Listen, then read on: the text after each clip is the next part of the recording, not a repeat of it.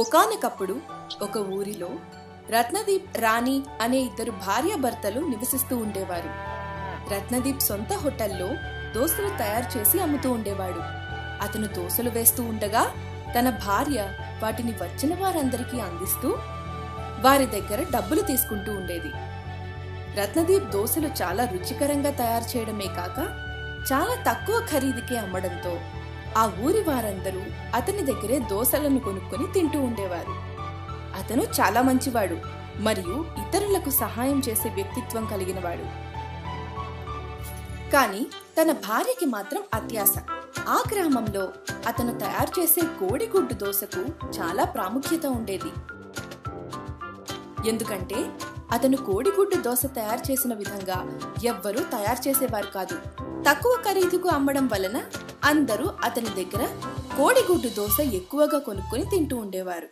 అతను దోసలను చాలా తక్కువ ఖరీదుకి అమ్మడం తన భార్యకి అస్సలు ఇష్టం ఉండేది కాదు.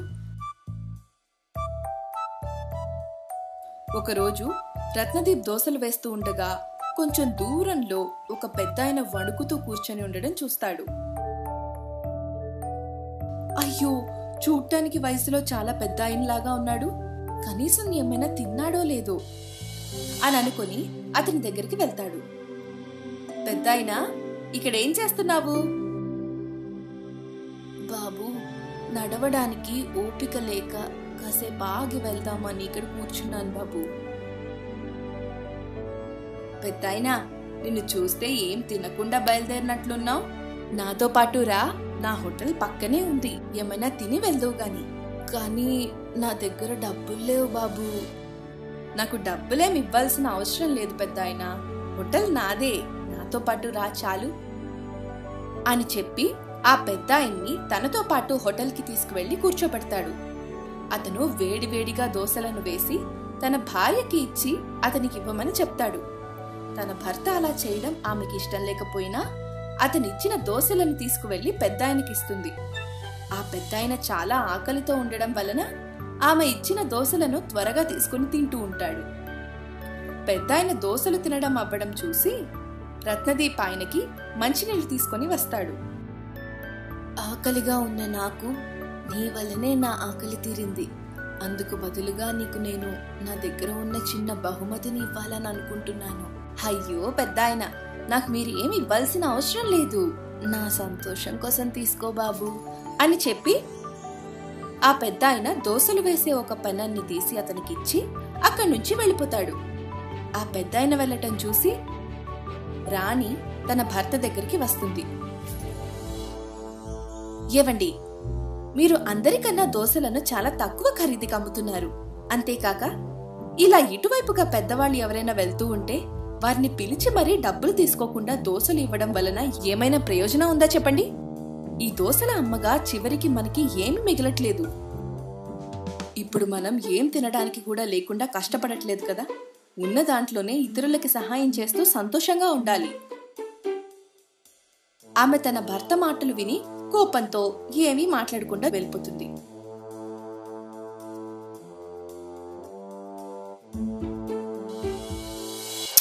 అబ్బా, నేను ఎన్నిసార్లు చెప్పినా నా భర్త సహాయం అంటూ ఇలాగే చేస్తూ ఉంటారు.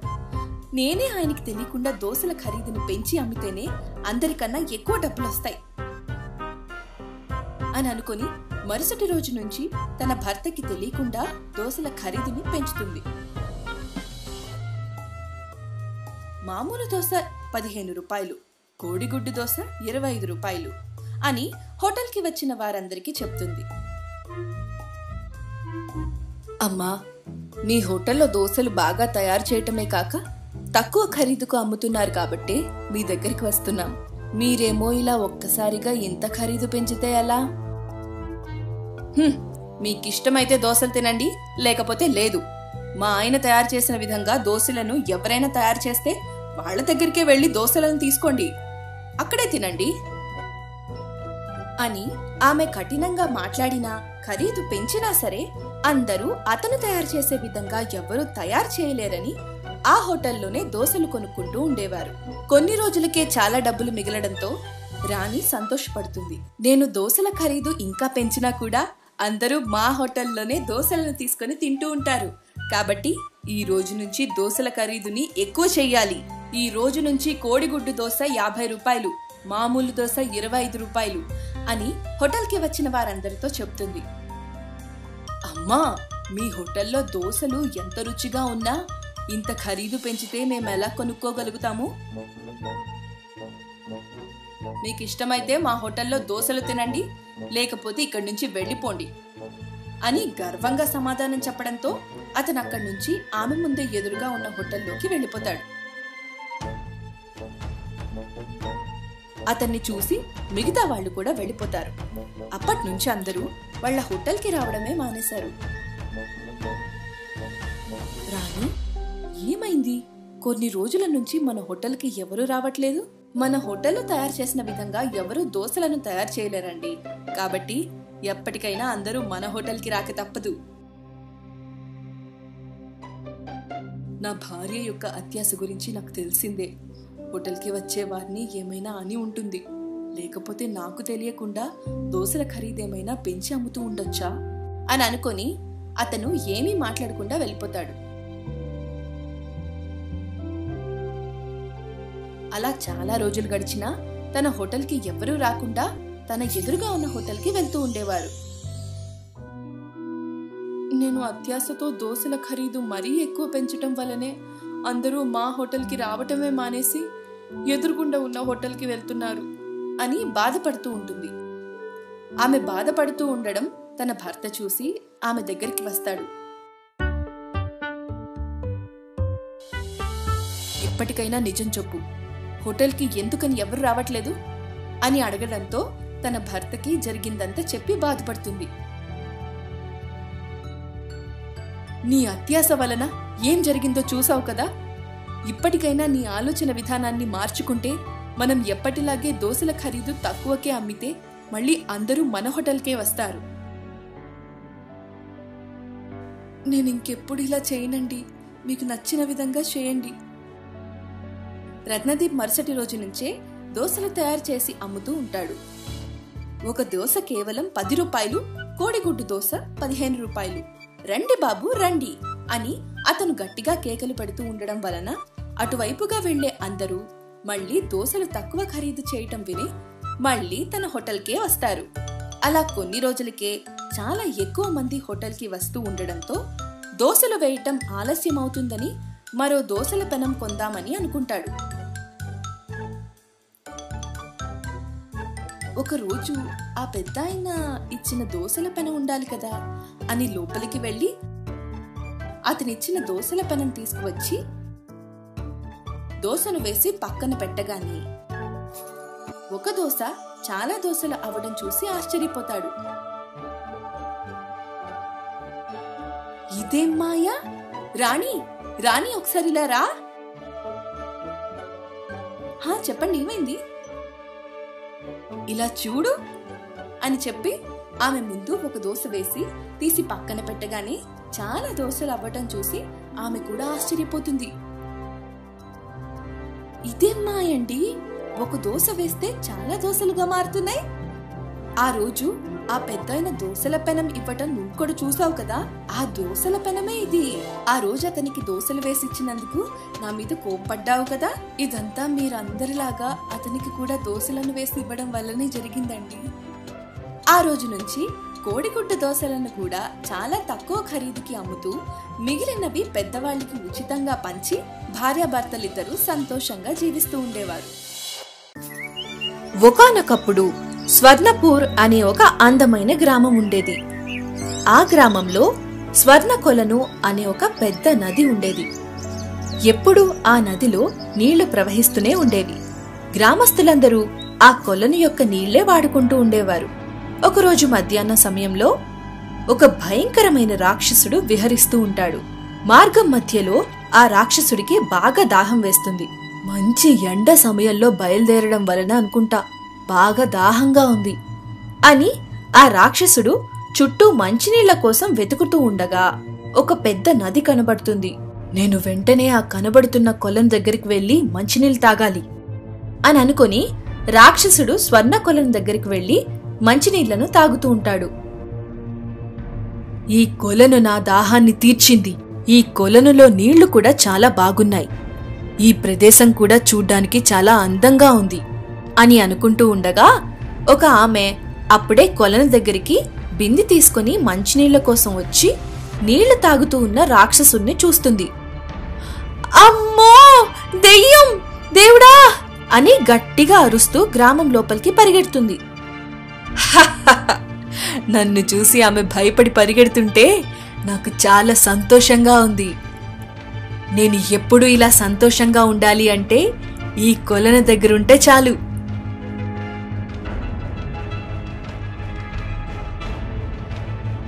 అని అనుకొని ఆ రాక్షసుడు కొలను ఒడ్డున ఉన్న చెట్టుపైకి వెళ్తాడు.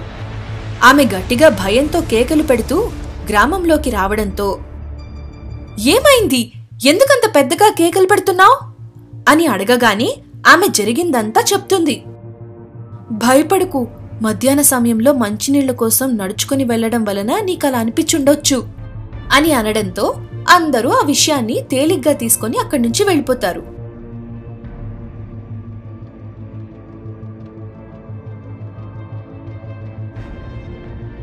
సాయంత్రం సమయాన నలుగురు స్త్రీలు బిందెలు తీసుకుని మాట్లాడుకుంటూ మంచినీళ్లు తీసుకురావడానికి కొలనికి బయలుదేరతారు. ఆ రాక్షసుడు చెట్టుపై నుంచి దూరంగా బిందెలు పట్టుకుని నడుచుకుంటూ వస్తున్న ఆ నలుగురు స్త్రీలను చూస్తాడు. ఈ కొలను వైపే నలుగురు స్త్రీలొస్తున్నారు. వారు దగ్గరికి రాగానే వారు నన్ను చూసి భయపడేలా చెయ్యాలి అని అనుకుని వారు నది దగ్గరికి వచ్చే వరకు ఎదురు చూస్తూ ఉంటాడు. వారు నది దగ్గరికి వెళ్లి బిందెలలో నీళ్లు ముంచుతూ ఉండగా ఆ రాక్షసుడు నదిలో ప్రవేశించి తన తలని నదిలో నుంచి బయటికి పెట్టడంతో నలుగురు స్త్రీలు ఆ రాక్షసుడి తలని చూసి భయంతో ఒడ్డుకి పరిగెడుతూ ఉండగా ఒక్కసారిగా ఆ రాక్షసుడు నదిలో నుంచి ఆ స్త్రీల ముందుకు వచ్చి నిలబడతాడు. ఆ రాక్షసుడు ఎదురుగా ఉండి చూడటానికి చాలా భయంకరంగా ఉండడంతో ఆ నలుగురు భయంతో గజా గజా వణికిపోతారు. మీకెంత ధైర్యముంటే నా కొలనులోని నీళ్లు తీసుకువెళ్లడానికొస్తారు? ఈ నది నాది. ఇకపై ఈ కొలను దగ్గరికి ఎవరు వచ్చినా వారిని వదిలిపెట్టను అని అక్కడి నుంచి రాక్షసుడు మాయమైపోతాడు. అమ్మో, రాక్షసుడు, దేవుడా కాపాడండి అని గట్టిగట్టిగా కేకలు పెడుతూ ఆ నలుగురు స్త్రీలు గ్రామం లోపలికి పరిగెడుతూ వెళ్తారు. ఆ నలుగురి స్త్రీల కేకలకి గ్రామస్తులందరూ ఇంట్లో నుంచి బయటికొస్తారు. ఏమైంది, ఎందుకంత పెద్దగా కేకలు పెడుతున్నారు అని అడగడంతో ఆ నలుగురు స్త్రీలు జరిగిందంతా గ్రామస్తులందరికీ చెప్తారు. అలా అయితే మధ్యాహ్నం ఆమె చెప్పింది కూడా నిజమే కదా? అవునవును, మేము ఆ రాక్షసుణ్ణి మా కళ్లతో చూసాము. చూడటానికి చాలా భయంకరంగా ఉన్నాడు. ఇక మనం ఎవ్వరం ఆ కొలం దగ్గరికి వెళ్ళొద్దు. నిజంగా రాక్షసుడుంటాడా? మీ మాటలు వింటుంటే నాకు చాలా ఆశ్చర్యంగా ఉంది.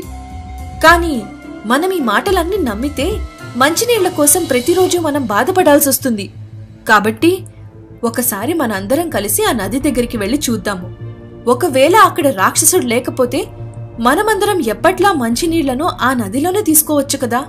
హా, నిజమే, ఒకసారి అందరం నది దగ్గరికి వెళ్లి చూద్దాము అని అనుకుని గ్రామస్తులందరూ కలిసి ఆ నది దగ్గరకు వెళ్తారు. వారు ఆ నదికి కొంచెం దూరంలో ఉండగా ఒకతను నది ఒడ్డున ఉన్న చెట్టు కింద ఉయ్యాల ఊగుతూ ఉండడం చూస్తాడు. ఆగండి ఆగండి, నదికి ఒడ్డున ఉన్న చెట్టు కింద ఉయ్యాల ఊగుతుంది చూడండి.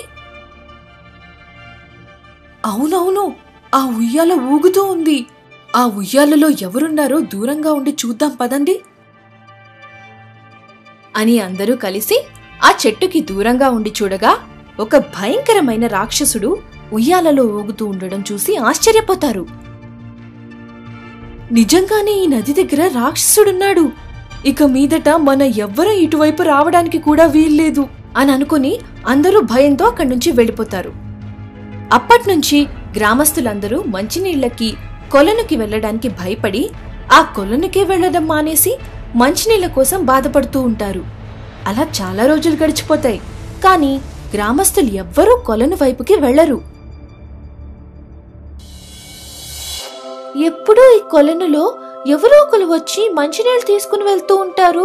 అలాంటిది ఈ కొలను వైపే మనుషులెవ్వరూ రాక చాలా రోజులు గడిచిపోయాయి. చాలా రోజుల నుంచి కొలనుకి గ్రామస్తులు ఎవ్వరూ రాకపోవడంతో కొలను చాలా బాధపడుతూ ఉండడం చెట్టుపై సంతోషంగా ఉయ్యాల ఊగుతూ ఉన్న రాక్షసుడు గమనిస్తాడు. ఈ కొలను నాది.